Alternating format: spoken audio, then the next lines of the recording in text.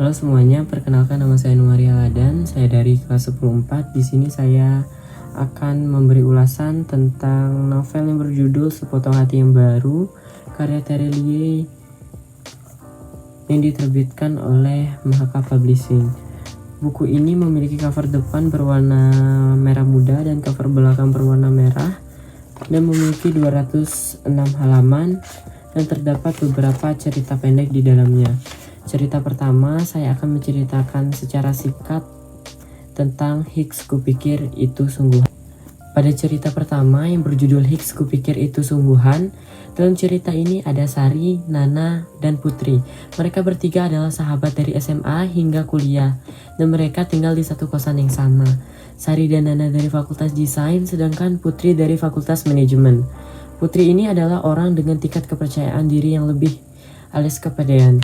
Suatu hari Putri bertemu dengan Rio, seorang pria yang mudah bergaul, care dengan semua orang, yang membuat Putri selalu kepedean. Saat mereka sudah follow-followan di Facebook, Putri merasa bahwa apapun yang diupload oleh Rio adalah untuk dirinya. Nana berusaha untuk mengingatkan Putri agar tidak mudah baper, dan belum tentu Rio itu suka sama Putri. Dan ternyata Nana yang menasehati Putri terbawa perasaan juga karena Rio sering memuji Nana karena Nana pintar membuat kue. Sampai akhirnya Rio ini mengajak Nana untuk bertemu dengan kedua orang tuanya. Nana ini salah tingkah mengira bahwa dia akan dikenalkan sebagai kekasih. Putri hopeless dan menerima kenyataan bahwa Rio suka sama sahabatnya Nana. Sesampainya di rumah kedua orang tua Rio, ternyata Nana diajak collaboration dengan kedua orang tua Rio karena kebetulan kedua orang tua Rio memiliki usaha bisnis bakery. Dan tidak sesuai dengan ekspektasi Nana yang ingin dikenalkan sebagai kekasih, ternyata hanya diajak kolaborasi produk bakery kedua orang tuanya. Dan selanjutnya cerita yang kedua yaitu berjudul tentang kisah Sisi. Kisah kedua yang berjudul kisah Sisi. Sisi adalah Amoy dari pinggiran Singkawang. Ayahnya sebagai kuli dan ibunya sebagai babu di rumah orang.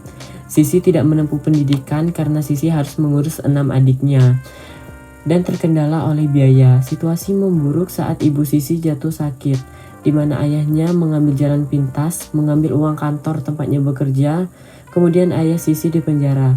Kebetulan saat itu Sisi mendengar bahwa ada orang kaya dari Taiwan yang mencari istri belian. Malam itu juga Sisi berangkat ke hotel tempat para calon istri belian itu diseleksi, dan Wong Lan itu seorang pemuda dari Taiwan yang mencari istri belian untuk mencairkan warisan dari kedua orang tuanya yang meninggal karena kecelakaan pesawat di China. Sisi terpilih sebagai istri belian Wong Lan. Malam itu dia berpamitan dengan ibunya bahwa dia sudah menjadi istri belian orang demi biaya pengobatan ibunya dan menghidupi adiknya. Keesokan harinya Sisi berangkat ke Taiwan. Sesampainya di Taiwan, Sisi tidak diperlakukan dengan baik. Bertahun-tahun Sisi mempertahankan rumah tangganya yang berat. Di tahun kedua pernikahan mereka, Sisi mendapat kabar dari adiknya bahwa ibu mereka sudah tiada. 2 tahun masa kelam pernikahan mereka, Sisi dianugerahi anak pertamanya. Dan 2 tahun dari masa kelam itu, Sisi dianugerahi anak keduanya. Di tahun ke-6 pernikahan mereka, Sisi mengandung anak kembar mereka. Harta peninggalan orang tua Wong Lan habis, tidak ada yang bersisa. Sisi mengembangkan bisnis jahitnya hingga besar, dan suatu hari Wong Lan tidak ada, hilang saat menjual seluruh harta kedua orang tuanya. Saat itu Sisi mendapatkan info dari karyawannya bahwa Wong Lan sudah ditemukan di Hong Kong. Setibanya di bandara, Sisi akan memutuskan untuk berangkat ke Taiwan atau kembali ke Singkawang karena pada saat itu adik Sisi mengabarkan bahwa ayah mereka sudah tiada. Sisi memutuskan untuk menjemput Wong Lan ke Hong Kong karena bagi Sisi hanya mereka, keluarga kecil Sisi pada saat itu. Dirawatlah oleh Sisi dengan sepenuh hati. Dengan bekas KDRT yang dilakukan Wong Lan kepada Sisi, Wong Lan mulai jatuh cinta kepada Sisi di masa tua mereka. Kemudian Sisi untuk pertama kalinya setelah bertahun-tahun menikah, Sisi kembali ke Singkawang untuk menikahkan putri kembar mereka dengan putra daerah asal Singkawang. Selanjutnya saya akan menceritakan tentang cerita pendek yang berjudul Sepotong Hati yang Baru. Oke, selanjutnya cerita pendek yang berjudul Sepotong Hati yang Baru, di mana tokoh aku dan seorang perempuan bernama Alicia menjalani hubungan yang tidak baik-baik saja. Saat hubungan mereka sudah selesai, Alicia kembali ke toko untuk memperbaiki hubungan mereka kembali. Sampai akhirnya tokoh aku melamar dan mempersiapkan seluruh pernikahan mereka. Tapi Alicia menemui pria yang lebih dari tokoh aku dan membatalkan pernikahan kembali. Tokoh aku memutuskan untuk menyudahi hubungan mereka karena tokoh aku lebih mementingkan kesehatan mental dirinya dan memutuskan untuk membuat sepotong hati yang benar-benar baru. Oke, selanjutnya cerpen yang berjudul Mimpi-Mimpi Sampai Engtai. Engtai adalah seorang gadis dari ibu kota kerajaan Peking yang menyamar menjadi laki-laki demi menempuh pendidikan di biara Shaolin. Karena saat itu hanya laki-laki yang diperbolehkan untuk menimba ilmu dan perempuan hanya menjadi seorang putri. Saat di biara Shaolin, Engtai bertemu dengan pria pemuda miskin berbakat yaitu Sampai. 2 tahun di biara Shaolin, Sampai tidak mengetahui bahwa Engtai ini adalah seorang perempuan. Sampai akhirnya Engtai mandi di Danau Lu untuk meneliti siklus air. Sampai mengetahui bahwa Engtai adalah seorang perempuan, dan saat itulah Sampai mengetahui bahwa Engtai adalah seorang perempuan.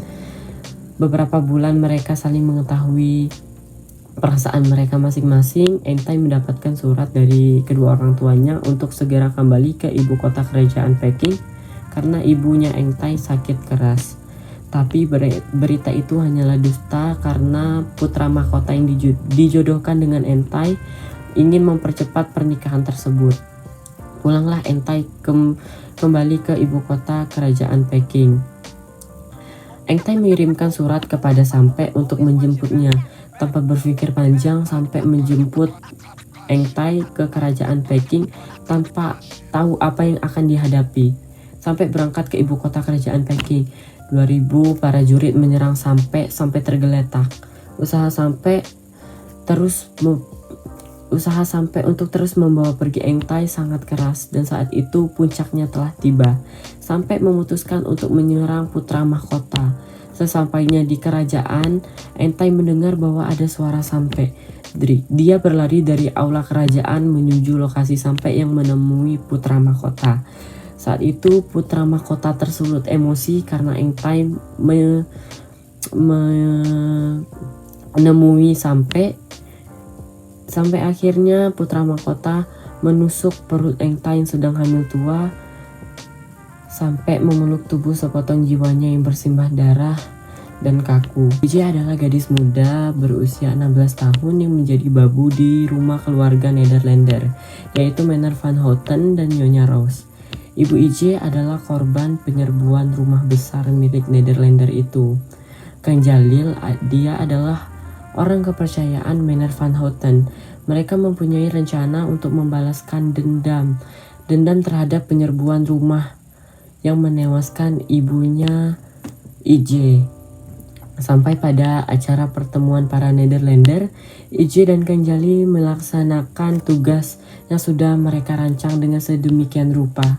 Ije menyajikan wine dengan racun untuk para Nederlander, sementara Kang Jalil akan datang bersama 11 orang lainnya memakai jubah hitam untuk membantu Ije. Saat itu ada satu Nederlander yang belum tewas, dan Ije menjadi tawanan. Ije berusaha melawan, tetapi gerakan Nederlander itu lebih cepat. Dia mengambil pistol dan Ije tidak tertembak pada kepalanya, tetapi tertembak pada dadanya. Dan itu sudah cukup untuk membuat Ije tergeletak. Tibalah 11 orang yang menyamar dengan jubah hitam dan berhasil dilumpuhkan pada saat itu juga, termasuk Ije. Kang Jalil meminta maaf kepada tubuh Ije yang tersenggal-senggal dan perlahan matanya tertutup. Selanjutnya cerpen yang berjudul Kalau Semua Wanita Jelek. Joe dan Finn. Mereka adalah sahabat sejak 3 tahun di SMA, 4 tahun kuliah, dan 6 tahun bekerja. Finn mendengar curhatan Joe pada malam itu. Joe dimaki-maki oleh customernya karena salah memesankan tiket untuk customer honeymoon. Entah kenapa pada saat itu kefokusan Joe menurun. Joe dimaki-maki sampai dibawa fisik oleh customernya dan mood Joe saat itu benar-benar hancur. Vin ini adalah tipe orang yang tidak terlalu peduli dengan penampilan karena menurut Vin cantik itu relatif. Joe bekerja di kantor travel agent sedangkan Vin menjadi staf di perusahaan bisnis kosmetik. Pada suatu hari Joe bangun kesiangan dan dia terkejut bahwa dirinya sudah berubah, tidak gendut lagi dan sudah cantik. Dalam bahasa yang simple bisa dijelaskan bahwa kecantikan itu tidak diperoleh sejak lahir, tetapi kecantikan sekarang adalah mata uang. Sampai akhirnya Joe resign dari kantornya dan membangun bisnis travel agent sendiri karena menurut Joe dengan gajinya yang sedikit tidak cukup untuk memenuhi kebutuhannya. Sementara Vin, dia tumbang di perusahaan bisnis kosmetik karena dia tersingkirkan oleh orang yang lebih cantik. Sampai akhirnya bisnis travel agent Joe sangat berkembang pesat, dia makin cantik. Tetapi cobaan untuk Joe datang, dia diselingkuhi oleh pacarnya dan dia ditipu oleh teman sosialitanya. Bisnis travel agent Joe pada saat itu langsung berpindah tangan dan diambil alih oleh temannya. Sementara itu Vin dirawat di rumah sakit dan Joe meminta maaf kepada Vin karena selama ini dia tidak peduli dengan kehidupan Vin. Semua kecantikan itu langsung disedot dan mereka sekarang bekerja sebagai cleaning service dan tinggal bersama sebagai sahabat. Cerita yang terakhir berjudul Buat Apa Disesali. Kisah ini dari Mbak Hesti berumur 48 tahun yang selalu menangis jika mendengar lagu Selamat Jalan karya Rita Effendy yang lagunya seperti ini. Selamat jalan kekasih, kaulah cinta dalam hidupku. Hesti dan Tigor, mereka lahir di hari yang sama pada tahun 1960. Hesti dilahirkan di RS Cipto dibantu oleh dokter-dokter, sedangkan Tigor lahir di Cikini dibantu oleh dukun beranak. Mereka tinggal di satu atap yang sama, bedanya Hesti di lantai 2 dan Tigor di lantai 1. Tigor di kamar yang sempit karena kedua orang tua Tigor, Bibi sebagai tukang cuci dan Mamang sebagai tukang kebun di rumah Hesti. Walaupun memiliki perbedaan, Hesti dan Tigor selalu bermain bersama. Sampai akhirnya Papa Hesti dipindah tugaskan ke Surabaya. 14 tahun berlalu, Papa Hesti kembali ditugaskan mendapatkan penempatan di Jakarta sebagai menteri. Mereka tidak tinggal kembali di rumah mereka di Menteng yang masih ditempati oleh Bibi dan Mamang. Mereka tetap bekerja di situ dengan pemilik yang baru. Rumah lama Hesti. 2 tahun kuliah di Surabaya, Hesti pindah kuliah di UI Salemba. Begitupun Tigor, dia berkuliah di UI Salemba dan menjadi ketua dewan mahasiswa. Usia 26 tahun, Tigor lulus dari UI dan mendapatkan pekerjaan yang baik di perusahaan swasta dan memutuskan untuk melamar Hesti. Saat itu lamaran Hesti ditolak mentah-mentah oleh Papa Hesti karena perbedaan mereka. Pada saat itu Hesti tidak dapat meninggalkan papanya karena sedang sakit-sakitan. Tigor mendapatkan kursus singkat di London tahun 1987 selama 4 bulan. 4 bulan hilang kontak bersama Hesti, dia justru menemukan amplop berisi foto pernikahan Hesti di Bandung saat dia kembali ke kantornya di Jakarta. Keputusan gila diambil oleh Tigor. 18 tahun dia resmi menghilang. Dia berpamitan kepada Bibi dan Mamang tanpa memberitahu kapan dan di mana dia berada. Pada saat Bibi meninggal, Hesti kembali ke rumahnya di Menteng dan merenovasi rumah tersebut dan menemukan foto-foto itu. Ternyata foto-foto pernikahan Hesti itu adalah konspirasi terakhir yang dibuat Papa Hesti sebelum Papa Hesti meninggal. Itu adalah foto pernikahan kakaknya Hesti di Bandung. 6 bulan tepat Bibi meninggal, Tigor kembali ke rumah Menteng bersama istrinya yang bule dan kedua anaknya, yang satu berumur 9 tahun dan yang satu berumur 3 tahun. Dan ternyata selama ini Tigor tinggal di London dan menikahi bule London. Pada saat itu Hesti tidak menyalahkan siapapun, dia ikhlas karena dia pikir ini adalah jalan takdirnya. Dan sampai saat itu Mbak Hesti menjadikan lagu Selamat Jalan karya Rita Effendy sebagai lagu nasional kesedihannya. Sekian video mengenai novel Sepotong Hati yang Baru karya Terry Lie. Yang saya suka dari novel ini kelebihannya yaitu dia tidak hanya membahas tentang percintaan, tetapi juga tentang persahabatan dan kesabaran. Dan kekurangannya masih terdapat bahasa lama di cerpen yang berjudul Ije Nurbaya dan Kang Jali. Sebagai generasi saat ini, saya cukup sulit untuk memahami beberapa bahasa lama yang masih terdapat pada novel ini. Dan ada beberapa cerita yang masih gantung endingnya. Overall, novel ini sangat bagus untuk dibaca oleh remaja seperti kita karena tidak hanya membahas tentang percintaan. Sekian video dari saya, semoga video ini bermanfaat. Terima kasih.